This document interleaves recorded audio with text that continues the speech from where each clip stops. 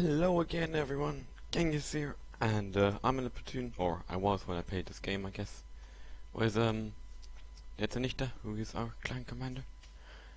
And yeah, both in the Batchat, it's a halluf-fight 10's 1 RT. Now while the game is picking up in speed, I'm gonna talk a bit about some things just to explain some decisions I make. In my opinion, there's 4 things in World of Tanks which make you survive getting shot at, more or less. First thing is the most obvious, it's health points, right? You got 1,800 in the Batchat, whatever. Every tank has those, either more or less. Batchat is pretty much on a disadvantage in that regard. It's got the least HP of any tier 10, as you probably know. And if you think about it, like an E100 has actually 900 more HP, which is half of the Batchat's HP on top. You know. So, HP, Batchat, no good. Second thing, to stay in the really getting shot at regard, is armor. I mean, you know, I know you're not stupid, I'm just going through it to make it clear. And armor, better it is, the more shots you take don't do damage to you. Basically, armor, in the way I see it, armor is a bit like an HP multiplier. Like in an E50M, in a normal game, you can trust that you're gonna bounce around 1,000, damage per armor. 1,000, 1,500. In a normal game, as I say. Which basically means that you've got 3,000 HP in that regard. Pretty simple, I mean, no secrets there. Now, third thing, obviously, wait, just to come back to the second point, Batchat, armor, I'm not even going to talk about it. Third thing is camo. They can't see you, they can't shoot you. Batchat is, I think, the tier 10 with the second best camo. I actually think the object 430 has more. But anyway, Batchat has great camo. I mean, you all know the principle, right? If you're far away, enemy doesn't see you even if you shoot. Enemy doesn't see you, enemy can't shoot you back. And the fourth thing is a combination of size and mobility. If you're small and fast, it's really hard to hit you at, depending on how small and how fast, middle or long ranges. Hitting a Batchat moving at full speed at long range is pretty hard. Hitting an EOC moving at full speed at short range is actually still pretty hard, just because it's so small and there's ridiculous turning speed and acceleration and whatnot. So to sum it up, Batchat, shitty HP, no armor, great camo, great mobility, and for a tier 10 very small. For not tier 10, not that small, but still. Now the thing is, both of us here, we're in an area where we can't use HP, we can use HP, but we can't use camo. I mean, we're basically perma-spotted by proxy. That's the point of camo being useless over here. Except if we start shooting stuff over there, but we can't really use your mobility. I mean, you can kind of use it, for example, if you see an enemy shoot over there and you quickly peek out, get a shot, and go back in before like an enemy there can turn his turret or something. Mobility is always some sort of advantage, but it's not like we can really juke or whatever. So, as you probably see, this was a pretty much fucking shit game start for me, at least. I think for Malta too. Malta is der Nichte. I've done, with the first clip I think I did 800 damage while taking like 900, so that was like completely horrible. Second clip, I mean in total now I've shot 9 shells. I've hit and pinned 5 of them. I had a couple of knocky bounces, but I'm down to 500 HP. Now we notice that the enemy just has more things over there, to make it simple. We have an E100 who's still full life, but he was like doing some weird stuff in the back. He wasn't useful, he wasn't in the fight. They had an E100 who's also still full life. They've got a Pershing, they've got an M103, they've got a VKA, You might be like, whoa, what, Pershing, VKA? Well, VKA 2 shots me in 8 seconds, I'm a Batchat. If I were an E100, completely different story, or an E50M, VKA, I wouldn't be scared of him normally, but yeah. So we talk to each other, we communicate, and we're like, well, our base is falling anyway right now, so we might as well go back, get some distance between us and all these tanks, you are going to take a lot of time, at least most of them, before they're able to get this area. Luckily I bounced on the Batchat. And, you know, clear up base real quick. I kill a 90, multiple 2 shots into him. He also takes out an STA-1. There's still an Aufklärungspanzer somewhere, he's using the Batchat in the back. Yeah, I managed to go to a sniping position. Batchat isn't the best tank for sniping, but it's still better at sniping than, you know, at dying. So, yeah, managed to take out a Batchat, and to be honest, that was a really important kill, because it's a Batchat, he was a really good player, and so on. However, if you look at it, score is 5-11. I mean, to be honest, it's 5-12, because our Bulldog is AFK. Right now, it's a Batchat, and a T-49 against, do the math, 10 enemies. They have a total of nearly 9,000 HP remaining. We have a total of 2,000, of which 800 are AFK. I bounced a shot really badly on the I-7 there. However, I do manage to perma-track him and get an entire clip into him, except for that one shot I bounced, doing 1,500 damage, and I'm shouting to Malta, "Kill that guy! Kill that guy! I'm empty!" So yeah, with that done and their WZ-131 not pushing me, I know that now these enemies are going to start appearing over here. I'm on reload, obviously I can't fight them. I can't really run this way because there's a T-49, there's a WZ-131, there might be a Foch sniping in the back. So I decide, you know, there's a Nichte over there. I'm gonna get this position. Now, you might be like, why would I go here? This is an RT camp spot, like, you know, I'm forcing myself voluntarily into a corner which goes like from over here to, let's say, over there, like this area. That's where I can be without getting spotted. That's where I can hide, basically. However, the thing is, there are 2 bushes. Really good. If they push me, you know, over this open field, first of all, right there, you know, I can try and pick off a guy or 2 or get in a couple of shots while they come. But mainly, if they really push me, that's a Nichte can go like over there in that area or even up there or something and get in side shots. Obviously, side shots, good to have.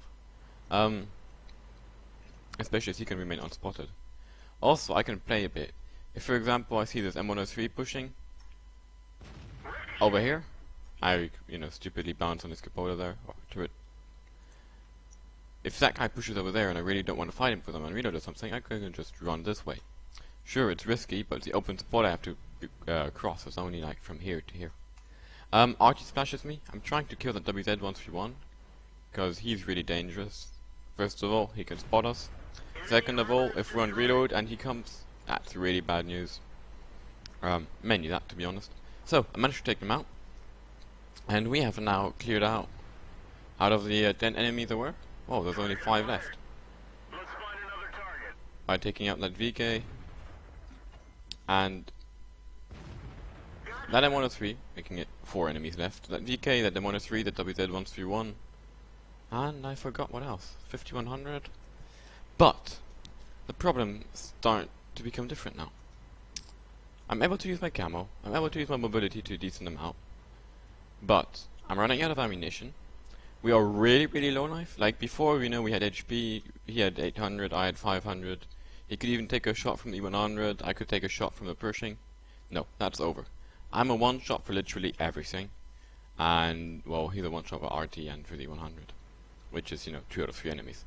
Top of that, I'm really running out of ammo. I've got 7 shells left overall. And the E100 is still full life. And he is too close now for me to be able to really push him. And he's hiding well, so it's not like, you know, he can get sniped from over here. So, right now, we see the Pershing, you know, he went all the way around. He would probably wanted to come up over here or something. So Malta remained unspotted the entire time, thanks to these buildings, until now, and goes in from behind. Sadly, he misses his first shot, Enemy armor is damaged. bounces his second shot, or I obviously go up and get inside shots myself. I don't have a shot anymore though. There we go, I got a shot again. Armor is hit. I get in one more. And I low roll. And yeah, Malta died. Sadly there, Malta did not do a single shot of damage to the 100, which to be honest really surprised me. He's the kind of guy who normally pins 10 out of 11 shots. The 100 is a one shot. So am I. Oh yeah. The thing was, by the way, that RT tracked Malta there, which made him be able to get actually shot at and not circle the 100. So you see, I use a bush to see what he's doing. I don't shoot, I don't get spotted. I use a bush, I use my camo. I see him going this way. So, being a smart little guy, I go around. I've only got 2 shells left, so I really get close to, you know, make it as good as sure that I'm gonna hit my shot. And I see the Pershing, he's still on 447 HP. I've got 1 shot left. Now, there's one thing I was thinking about just when I watched this replay. Maybe what we should have done, to be honest, is I stay up there, Malta goes kill the Pershing, kill the RT, and cap. And I just stay there. If the 100 pushes me, I like drive in circles, whatever, you know. I just have to do that until Malta gets in cap. And if he also goes for cap, I should be able to decap him once, because I can use a bush, spot where he's looking, or just shoot from the bush or something. Maybe that's what we should have done. But then again, like, I did not expect it to go this way against E100. But whatever. I've got my last fucking show left. So I'm gonna, you know, I decide I don't really like RT. They're not my favorite, you know, class of tanks in this game, so between putting a shot in the Pershing and putting a shot in the RT, I'd rather put a shot in the RT and maybe try to cap. Basically, that was the idea. Maybe I can high roll the RT and then get in cap and the Pershing can't get back in time or something like that. I didn't, you know, really think it through to the entire end. There's not much you can do with one shot, and oh my god, I suck at this game. Basically, there was some kind of... There's a building I destroyed. Had... You see, like, these stupid edges standing over, right? So when you jump over them, obviously, like, it makes your tank go all wobbly. So, well, as I shot in that moment, my shot missed. Or bounced out, I remember. But yeah. So now I'm playing the let's, you know, drive in a circle around each other game.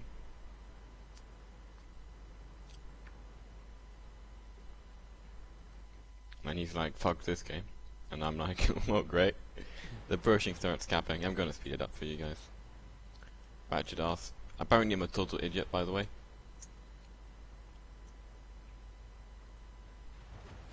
And I ram him to death. I mean, you know, I'm a stat spotter, so glad he takes 300 damage for free. Let's have a look at the results of that game, shall we? So, let's start by the beautiful personal score. As you probably noticed, I got a top gun, I got a high caliber, and I got a first class. I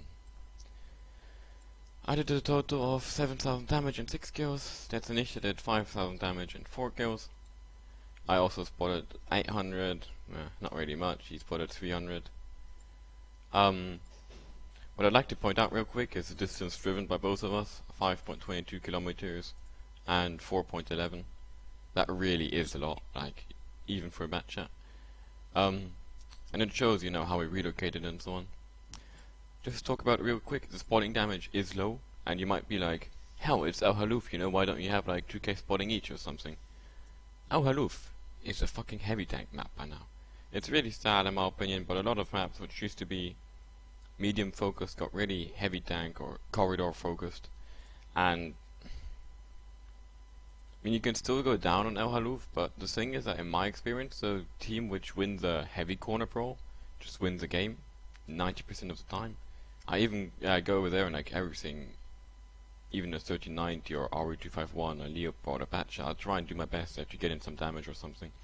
Because I just feel that's where the game is won. I mean, you can always push up, but you know, there's like 1e3 on top camping, or then you can't really do much anymore. And like if you go, you know, if you go to the river area or whatever, it's really sad in my opinion.